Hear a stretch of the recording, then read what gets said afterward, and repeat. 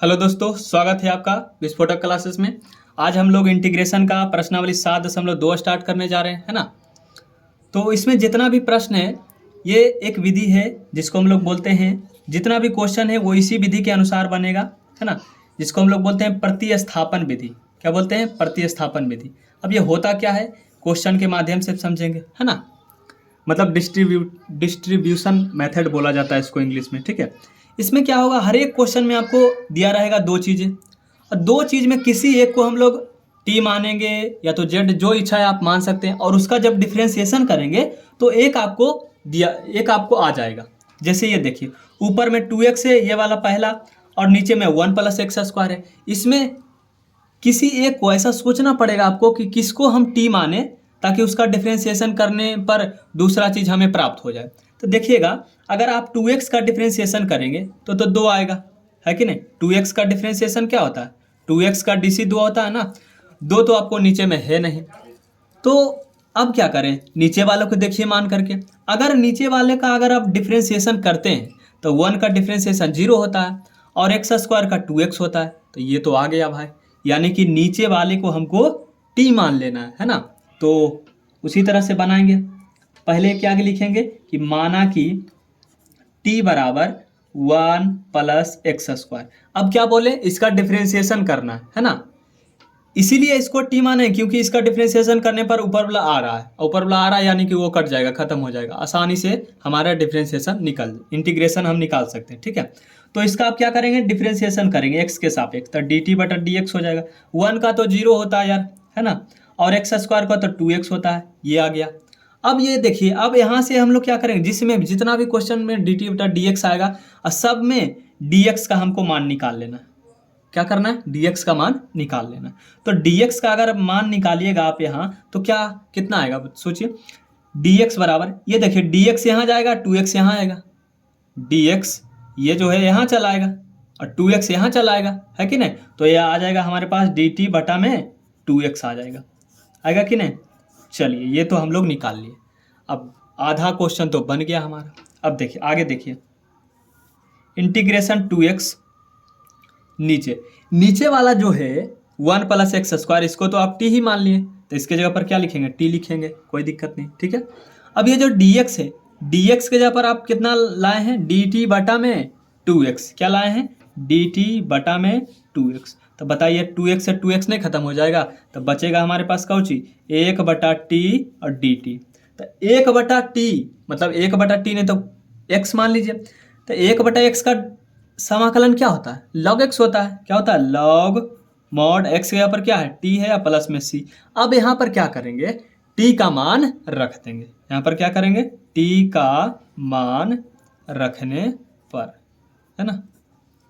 तो बताइए, log का log हो गया, mod हो गया, और t का मान क्या रखेंगे, 1 + x², 1 + x² प्लस में c। ये हमारा आंसर हो जाएगा, है ना। इसी तरह से आपको बनाना है। चलिए अब देखते हैं दूसरा क्वेश्चन। अभी 2-4 क्वेश्चन अगर करेंगे तो आपको अच्छे से समझ में आ जाएगा, कोई दिक्कत नहीं होगा, ठीक है। तो वही काम करेंगे, ठीक है। यहाँ भी देखिए log x, एक चीज़ है log x और एक है x, नीचे में x। इसका मतलब ये समझना है कि 1/x है। क्या समझना है, 1/x है। हम क्या बताएं कि किसी एक को हम लोग t मानेंगे। दो चीज़ है log x और 1/x है, तो किसको t मानिएगा जिसका डिफ्रेंसिएशन एक चीज़ आ जाएगा, है ना। ये आपको सोचना है। तो अगर हम log x को t मानते हैं, log x को, तो 1/x आ जाता है। क्या log x का डिफ्रेंसिएशन होता है ना 1/x। और अगर आप 1/x का डिफ्रेंसिएशन करेंगे तो -1/x², जो कि यहाँ पर है ही नहीं, तो कटेगा नहीं। तो हम यहाँ सोचें, हमको पता चला कि हमको log x को t मानना है, ये तो पता हो गया, क्योंकि log x को अगर t मानेंगे तो 1/x आ रहा है, जो कि कट जाएगा। तो यही काम करेंगे। तो चलिए, माना कि लिख लेते हैं, माना कि log x = t। फिर क्या करेंगे, डिफ्रेंसिएशन करना है हमको। तो log x का डिफ्रेंसिएशन क्या होता है, 1/x होता है। तो t का डिफ्रेंसिएशन dt/dx हो जाएगा।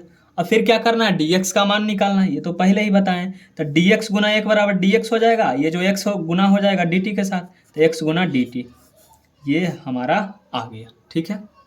और आगे चलते हैं, बस अब बन गया। लॉग एक्स को टी मान लिए हैं, तो ये क्या ऊपर में टी का स्क्वायर हो जाएगा, क्योंकि log x को t, तो टी का स्क्वायर, और नीचे में क्या है x है, x को कोई छेड़छाड़ नहीं करेंगे, गुना dx है, यहाँ पर dx के जगह ये वाला रख लीजिए, x गुना dt, तो x से x खत्म हो गया है कि नहीं। तो बचा हमारे पास क्या, टी स्क्वायर dt बच गया।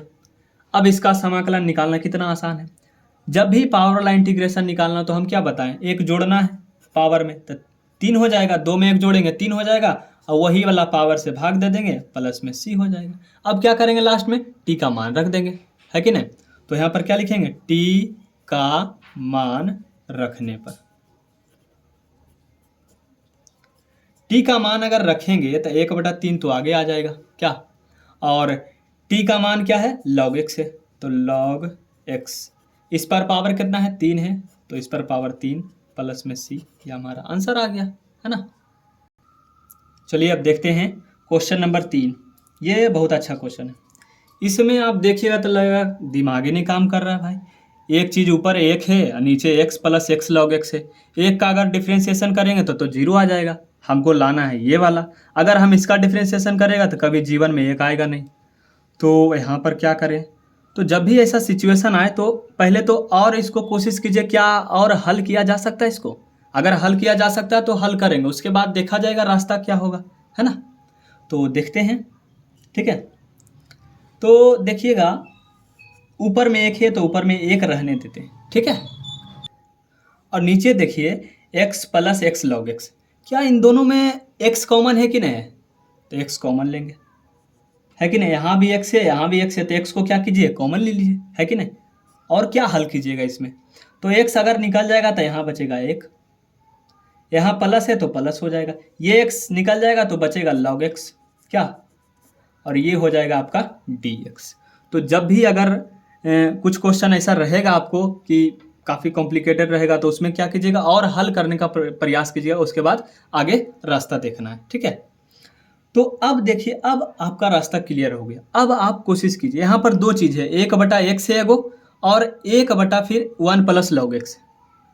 तो देखिए किसको हम t माने ताकि उसका डिफ्रेंशिएशन करने पर हमें दूसरा चीज़ मिल जाए।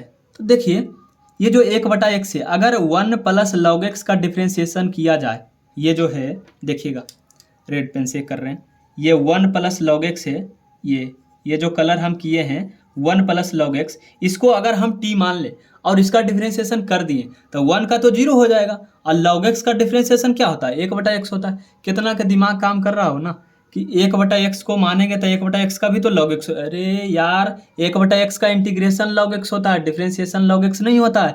1/x का डिफ्रेंशिएशन क्या होता है, -1/x स्क्वायर होता है। ये तो आप पूरा गड़बड़ करके चल आइएगा, ठीक है। तो ये ध्यान में रखना है कि log x का डिफ्रेंशिएशन 1/x होता है, और 1/x का इंटीग्रेशन होता है ये log x, ना कि 1 प्लस log x, ठीक है। तो हम लोग इसी को मानेंगे t, है ना। तो मान लेते हैं, माना कि t बराबर 1 प्लस लॉग एक्स, ठीक है। अब इसका डिफ्रेंशिएशन कीजिएगा तो dt बटा में dx आ जाएगा। अब कितना ये सोच रहे हैं log x का अगर डिफ्रेंशिएशन करेंगे तो 1/x आएगा, तो 1 का क्यों ले रहे हैं, साथे लेना है, क्योंकि 1 को नहीं लेंगे तो फिर तो और लफड़ा हो जाएगा, है ना। तो और कैलकुलेशन हो जाएगा तो दिक्कत हो जाएगा, ठीक है, इसलिए पूरा लेना पड़ेगा। तो 1 का तो 0 होता है, log x का 1/x होगा। अब यहाँ से क्या बोले हैं, dx का मान निकालना है आपको, तो dx का अगर मान निकालिएगा तो ये क्रॉस गुना हो जाएगा, x गुना dt हो जाएगा, x गुना dt, ये हम लोग मान निकाल लिए। अब आगे चलते हैं, ठीक है। इंटीग्रेशन एक ऊपर में है, x नीचे में है, ये जो है यहाँ पर ये जो रेड पेन से लिखे हैं इसको तो t मान लिया है ना, तो t रख देंगे। और ये जो dx है, यहाँ देखिए ये dx है, यहाँ dx का मान निकाले हैं ना, क्या निकाला है, x इंटू डी टी, तो x से x खत्म हो जाएगा, बचेगा हमारे पास क्या, 1/t इंटू डी टी। अब देखिए t भी है dt भी है, तो 1/t का क्या हो जाता है, log mod t plus c। अब t का मान रख दीजिए, लास्ट ऑप्शन तो ये है ना, t का मान रखने पर, है ना। तो log का log हो जाएगा।